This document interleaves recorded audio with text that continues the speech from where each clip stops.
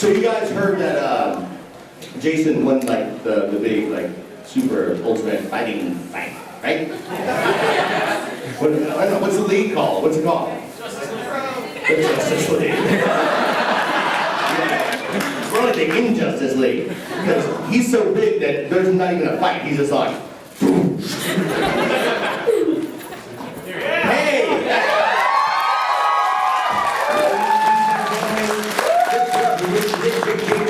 In my house. Now this is some kind of strange Gordian knot. Where do I sit? There's an empty space right next to Polly. Do I sit? Hi.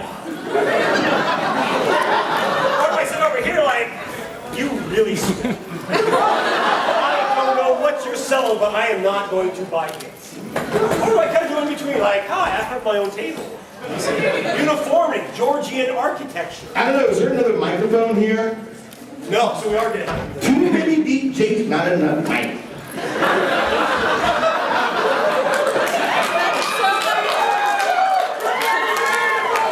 I'm a bunch of Luke Skywalker right now. Like, what do you mean I gotta run again? Did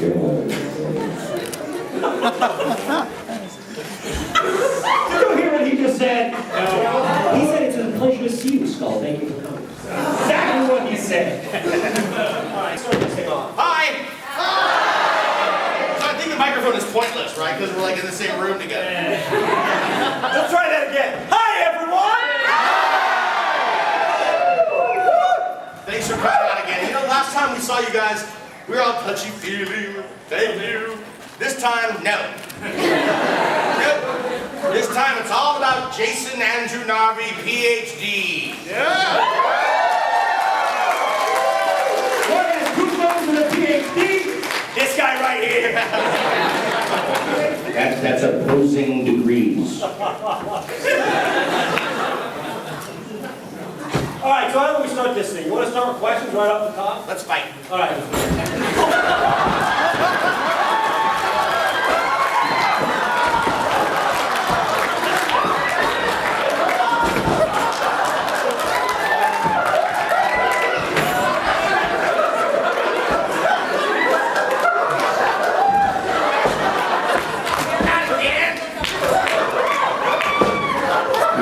Star Trek Enterprise. Oh my God. I think I ripped my pants.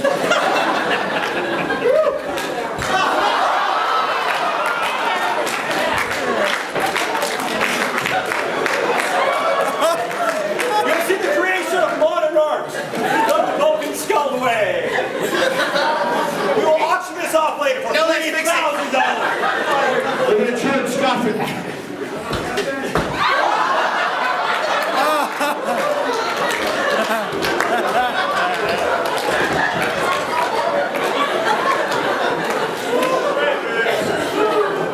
Sorry. She did. You are a horrible person. Uh-oh, here Security. comes. Yeah, security. Security. So the Pink Rangers, the clearly Australian Pink Rangers, have decided to join us for the panel. Oh, they're not really Australian, they're Cheshire. They're Cheshirians. Cheshire. What? Yeah, exactly. Cheshirites? What do you have other countries? What do you call them? Cestrians. Cheshire. Cestrians is Yeah, no, what. but what do you call people from Cheshire? That's what it is. Cestrians. Thespians. Westrians? I ripped my pants. I'm so upset.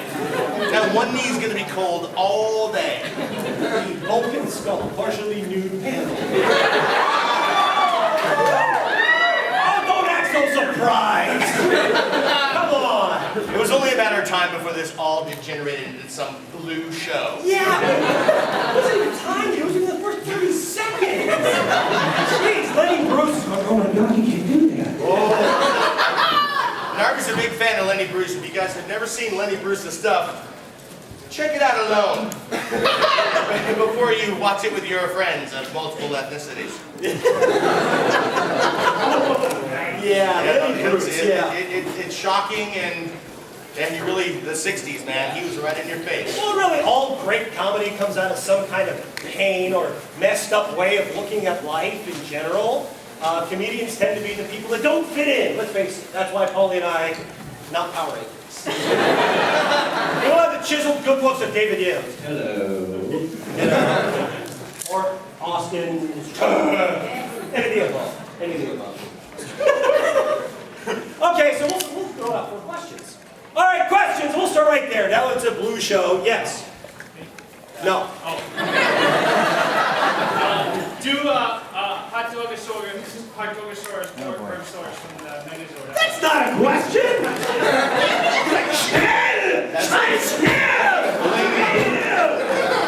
You jump through this now. Do the funny now. Rephrase it. Can you do the hot dogosaurus burgosaurus thing from the Megazord episode? Yes, right there. The distinguished gentleman with the distinguished Chester A. Arthur Sideburns. They look good. You were at the last one, weren't you? Yes, it was. I remember you, yes. Good to see you. But you're 2 years older. What's the deal with that?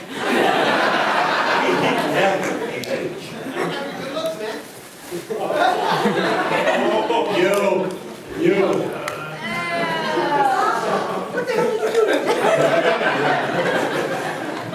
So your question is? Yeah, I was watching a couple old episodes. You guys were dressing up as a monster and a princess. Yeah, we should have taken off those costumes before we went to work, shouldn't we? That's one of my favorite lines, actually. How to it, princess? And he was like, That's a big stand on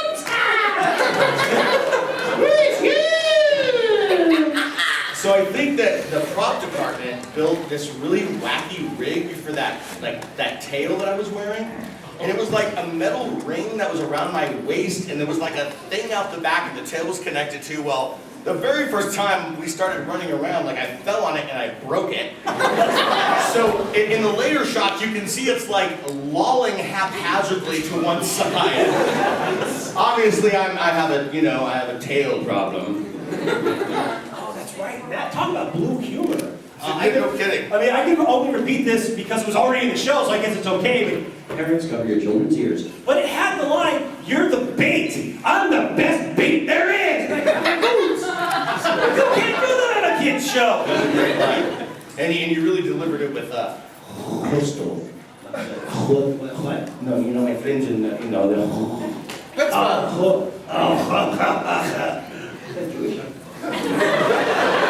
So does that answer your question that you didn't really ask, but we thought we'd run with it anyway? A little bit. What was your favorite outfit to wear if they put you? Oh yeah, like those would be our favorites.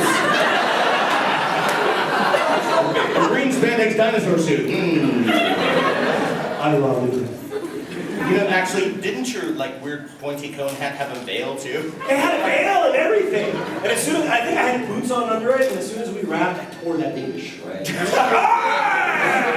See, skull and a dress is funny because it would just piss me off, pardon my French. And so the more angry I was, the funnier it was to the writers. I agree, totally. And I think Tony wouldn't argue either. Tony would agree that the angrier Jason was, the more hilarious stuff got exponentially.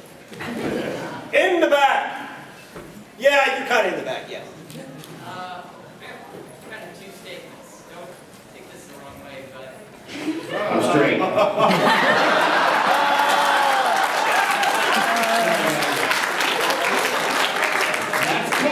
That's called the pitch. I saw your panel at the last one on video. It wasn't until I heard the kind of acting, coaching, and methods you use to get your character down. I never thought Open Skull were that funny. Yeah. But now I look back.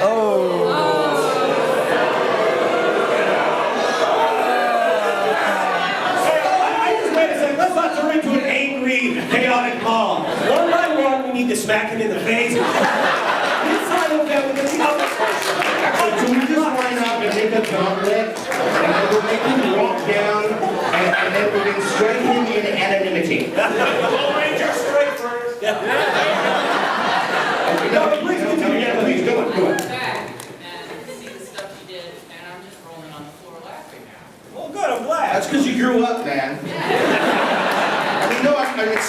because I mean, a lot of the bits were, you know, obviously, it's like, you know, the Roadrunner. You know, like when you're a kid, you're like, oh, he fell, you know, but then when you are older and you watch it, you're like, man, that is some funny stuff. Like, the writing is funny, man. Like the whole time clock thing, you know, like that doesn't do anything to a kid. Kids don't get that, but adults are like, ah, that's some genius stuff. Yeah, we were clearly for the adults. The first thing I ever saw you do was, Ready? where's my rocks? Where, both had to get a tan. All right, for the record, it was yogurt, not mayonnaise. Yeah, so much better. Yogurt is so much better than mayonnaise. Any dairy. I mean, look, by show of hands, who despises mayonnaise in here? Oh, man. Yeah, see, it's like 45% of the population. Now, personally, I'm a mayonnaise booster. I'm a fan of mayonnaise. I love mayo. Miracle Whip? No. Best food. Helmets. So like having rubbed mayonnaise, yogurt on. You want a demo? No, it was more disgusting than it looked. Totally. It really was. Because you know what? I mean, yogurt it is kind of like fungus, you know? Like mayonnaise might have actually been creamier. So yogurt is like all chunky and weird. And I mean, how do you think I felt? You know, it was like, I'm gonna have to do another take. Well, you cannot smell through the television. So this is what I want you to do. Everyone go home today. Okay, take whatever yogurt you have out of the fridge and put it on the counter. Let it sit there. Put a hot lamp on it For 12 hours. 12 hours. Then get one of your good buddies. Have him run around the block a couple times so he's really smelling good in these areas and over here. And then add them together. Okay, next. Over here on the side. Hello, guys. I'm Dan. Hi, Dan. We met. Hi, Dan. How are you? Yeah. Was any of your stuff improvised? Yeah, that's funny, man. It was good funny. I mean, that's the thing. We would get scripts that were kind of bare bones, minimum outline of what you need to do. What do you mean, like where it said Vulcans go do something funny? Yeah, so quite frankly, if it wasn't for our ability to improvise, I don't think we would have had these roles. This is useless. But it would also, I mean, being given the freedom from certain directors, you know, to actually improvise. I mean, there's a couple directors that we work with that did not want us to do stuff off the cuff because it gave them a more difficult job of trying to capture the wacky woogity woogada, as we called it. But some of the guys were like really cool. Like Terry would let us do basically whatever we wanted, and he would just make sure he had a big camera rolling that was on a medium lens, so when somebody flew out of the frame, a la big fight scene at the beginning, yeah, that's broken. That they'd be able to catch it. You know, so yeah, some improvisation, some very strictly scripted. Depends on the director. You know, everybody knows the director's boss. How much we want to be able to do. Actually, a good example of improvisation is when we go to the police academy and get our heads shaved. There's hours of footage because you only get one chance at it, and they do it. And they did not have enough scripting, so they relied upon us to improvise as we went along. You know that you called it your performance as improvisation. This thing we're like, my hair is so beautiful. That was like, I'm balding already. Take it off. That was great too because we were supposed to we get our heads shaved individually. So they had Paulie over there, they filmed him getting his head shaved, and they got me over here getting my head shaved. And then they had a two-shot of the two of us being wheeled around to look at each other. We're supposed to look at each other, look at the head, go, ah! Look at a mirror in our hand, and then look at the other guy and go, ah! But we were both so freaking ugly when we were bald, we couldn't get through it. It would be like this.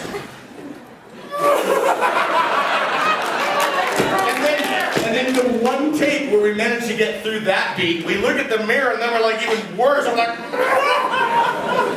that was awesome. I love that. Great stuff. Oh God. I want to choose one. You. All right. What's the story behind how you got the roles and what do you think of the roles when you're going to get the roles? You start with that. Sure. In order to sell the show to Fox, Tony and Shuki and Chaim decided they were going to make a promo pilot with some of the folks that you know that didn't appear later in the series, right? I think maybe one or two of them are here this weekend. Audrey DeWoy. Yeah, totally. And so, like, I showed up at a bowling alley to do that role after a 10-minute audition where I showed up a little bit early than the other brothers, and that was a good thing because Tony doesn't like to fight. So Tony was standing in because he was somewhat portly in those days, rotund, if you will. So when I walked in, he was like, "Oh, finally, I don't have to stand here for punk number 5." So I got to stand in, and basically it was like all about fight reactions, and I had a lot of theatrical fighting experience, and I was lucky to be perfect for that. Yeah, I could take a punch. And the name of the role was like Bully 1 or 2 or Punk 1? Punk 5. Punk 5. Pump 4.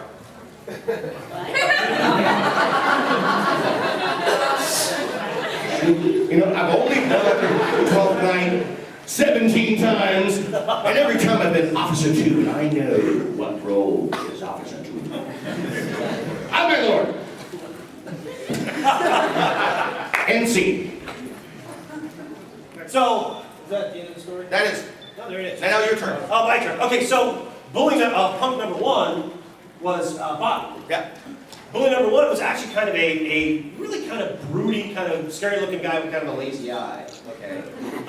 And he was a nice guy. He was a decent-looking bully. But when they decided to make Bolton Skull kind of funny, he was a little too intimidating for that. So they made him the sidekick. Well, he just wasn't sidekick material. He looks like a person who's a mass murderer. And Skull, You're not quite sure if he's a mass murderer or not. So they, a week before the show was getting ready to film, they pulled 5 pictures of people that had previously auditioned. I had auditioned for Billy. Little did I know. The original pilot was called Phantoms. You know that? That's what they were calling it, was Phantoms. So they accidentally pulled mine. And fortunately for me, I was already sick to death of Hollywood, and I showed up right from my job as a 4-parts driver, looking greasy, in my leather jacket, angry as hell, and decided I was going to be as obnoxious as I could, and they would remember me because they would never want to see me again. So that's how I became Skull. And it was awesome. Woo! Well, that's what it was. This is a good lesson to all you would-be actors. Okay, I showed up. Paulie introduced myself. Came lumbering over, looking like just a prick. I mean, really. As soon as Paulie said, "Hi, my name's Paul Schrier," I'm like, "Yeah, he's a good guy." And we instantly started rehearsing. Instantly started to rehearse it. We had the script and said, "What can we make out of this stupid little thing?" Okay, that's a lesson for you. Rehearse, rehearse, rehearse, rehearse, and then show it. In the process of us rehearsing, the directors and producers started watching us work together. And we hit it off, and we had this vernacular that they needed, because they didn't really know what they wanted from these characters. It's very common in Hollywood once they do a pilot. They don't know exactly what they want. It's more of a slurry than a gel, and then it kind of locks up as the show kind of takes its own shape, depending on the personalities. Thanks. Are you still in contact with Greg Bullock, and did he participate in a lot of improv with you during the show? No, I haven't talked to Greg in a very long time. Yeah, it's been a couple of years, but Greg and I traded emails for a very long time, and occasionally I've run into people that are like, "Hey, I know Greg," and he says, "Hey." So, I mean, great guy, wonderful guy. Yeah. So was he involved in the improv with you guys too, or? Sure. Well, the bits, if you look at Lieutenant Stone, he kind of plays a straight board in those scenes. He's mostly like just doing this reaction thing. Kind of like Mr. Kaplan. Yeah. So kind of tough to really be involved in the gag. But there were times when we were all moving together when he definitely would participate. Yeah. They realized the formula that worked well with Bolton Skull was that you had the two of them doing their own thing. And once we stopped being bullies, there wasn't any place for us to really put our energy and shenanigans. So if they put in a third person whose job was to be steady and a rock and a stone, if you will. That's how Bolton Skull worked the best. You had someone basically shooting at them, and the two of them kind of fighting against. Just worry. How do you guys feel in that we switched brains? But I was going to dig it out. Oh, Yes. Yeah, Mar. Yeah, Mar. What did you do? You broke that chair. I can't believe that! Security, can I have a damage report, please? We need a damage report for trip, okay? We're just trying to have a nice time. Why can't we just do that? She killed Scott's car last night. She did. Oh, I feel so good. What were we saying? The brain switching machine thingy. Oh, that This thing. Oh, that was Okay, take 17. that was a reshoot. If you recall, what they did was they didn't know where they wanted the comedy to come from. So they had in the early episodes a lot of the Power Rangers like morphing incorrectly and falling on each other. Oh! Wacky. Well, you don't want Superman to be making fart jokes. You want people like us.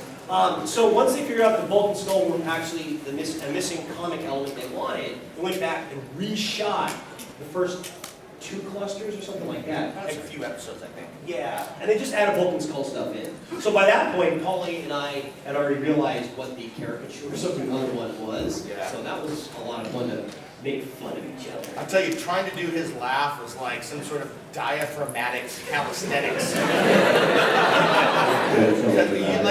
He was actually joking. So I'm going on a trip tonight, and I was loading a truck today, and he called me up and he was like, "Oh, I'm gonna come pick you up." And I was like, "All right, cool, man, because I blew out the fuel pump in the Chevy you sold me 10 years ago, you bastard." The 56 Chevy Bel Air that rocks unless the fuel pump doesn't work, in which case it doesn't rock. It doesn't go anywhere. It just looks good. It doesn't rock, it doesn't I lock. don't know, what did I say? I mean, but you did that. Oh, you said, "Hey, Narv, all right, yeah, we're ready for Morphicon. It's gonna be great." Hey, listen. Can we push my car to the driveway for me when we get here? I'm looking at a tie that I was about to put on. If I can do that. I wanted him to use his Lincoln Town car to gently nudge the Chevy up into the driveway. He refused, being a prima donna.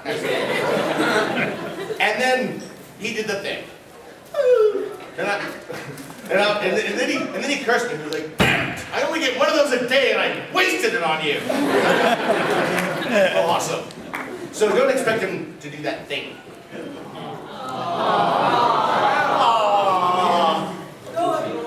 Come on. What's up, man? I'm not made of stone. What do you want to say, brother? Yeah. What was it like in Doomsday, the two-parter, and the Crystal Nightmares being the Incredible Hulkster and Super Skull? Yeah. That was interesting because it was Christmas Eve, actually. Yep. And after coming off of 2 months of unemployment, and we just got our checks, and we didn't have time to cash our checks with my Christmas presents, actually. Remember that? Yeah.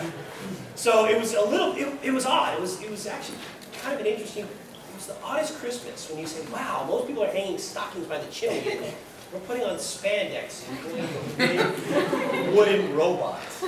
So there's very few costume pieces that I still have in my collection from the show, but 2 of them are those orange glasses and that blue hood with the ponytail hole in the back. Like, I still own that today. And I wear it. And it's awesome. And I have the one-eyed bulk eye patch too. In the back.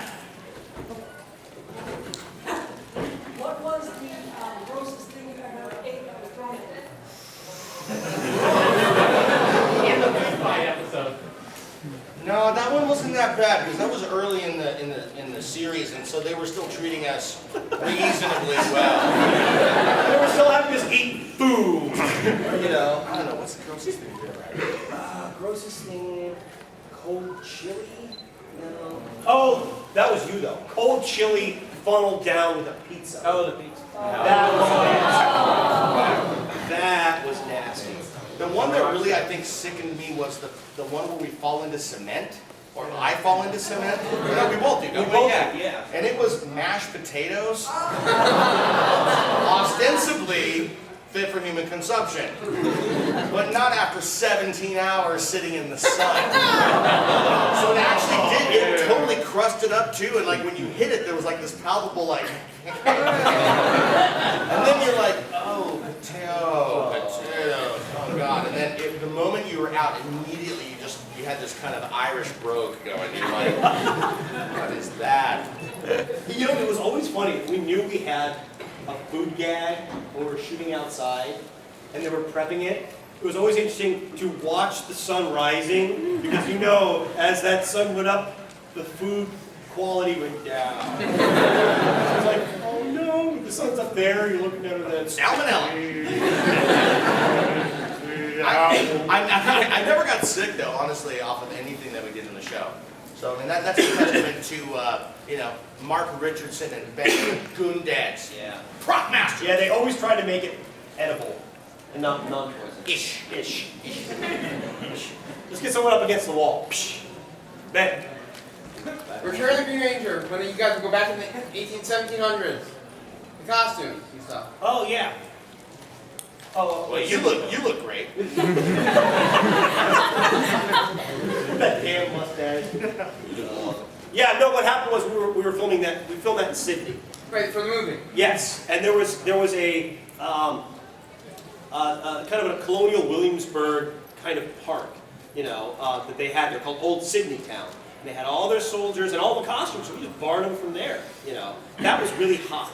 It was also when we had the giant rats. Yeah. And you and I were doing double duty as assistant directors for that one. He was the first unit, I was second unit. And so we're directing in the costumes. Yours wasn't quite as funny as me with my little Napoleon suit and sword going, ready, action! It's pretty odd to see somebody like assistant directing while they're in costume. It's like being a monkey. My favorite line out of that episode, you guys, is like, okay, you remember there was like a guy locked up in the stockade, and then there was like the rat was like threatening him, and then somebody else says, "For God's sakes, give him the cheese!" Oh yeah! It's an awesome line. That's my motto, pretty much in general about life. What's up? How about you? I was wondering, what do you think of the whole idea of a Bolt and Skull type of characters in the 18th season, 2011, of Big Jack and Skinny Mac?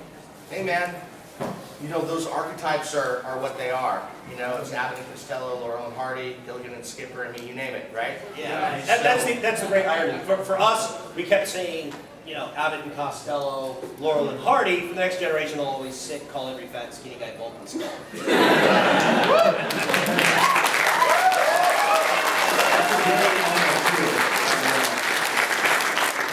It's an awesome arm. Let's go over this way. That guy right there with the stash, the mustache. Right. You've already touched on it briefly. One of the things I have noticed is you probably have done more stunt work than any other actor in the series that wasn't a monster or a ranger. What I'm wondering is, do you think that actually worked better for your characters, or do you always feel cheated that you never actually got a hero moment, like a part in an episode where you somehow saved the day?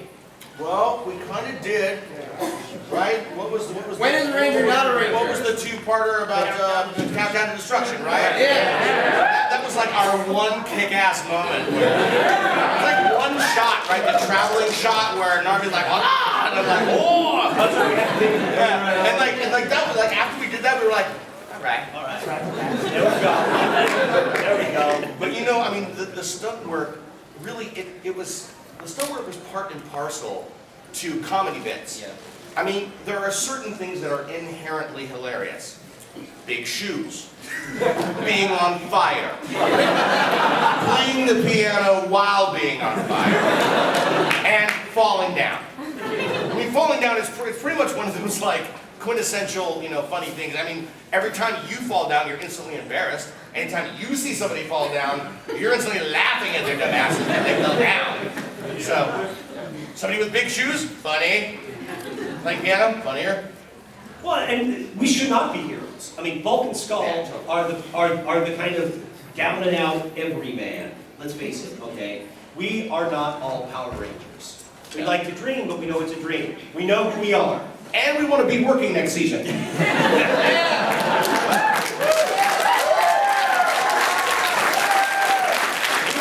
Like shit. There goes another ranger. Damn shame.